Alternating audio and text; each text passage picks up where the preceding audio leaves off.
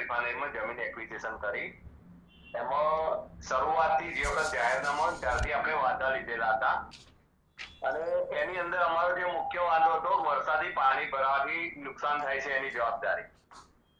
જમીન અમારી લઈ લીધી લોકોએ, તો વરસાદી કંપની દ્વારા જે અમારા જે નાળિયા રસ્તાઓ બંધ કરી દીધેલા હતા અને વરસાદી પાણી ભરાવાથી હાલમાં 3 મહિનાથી ખેતરમાં પાણી ભરેલું રહ્યું છે.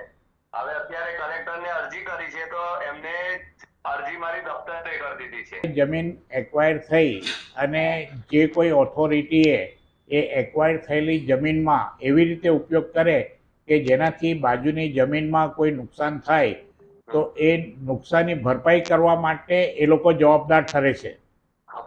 તો તમે એક્વિઝિશન એક્ટ હેઠળ તમે એના પર વળતર માંગી નહીં શકો, પણ તમને થયેલું નુકસાન કોઈની બેદરકારીને કારણે અથવા કોઈના કૃત્યને કારણે જો તમને નુકસાન થયું હોય તો તમે એમની સામે નુકસાનીનો દાવો સિવિલ કોર્ટમાં કરી શકો.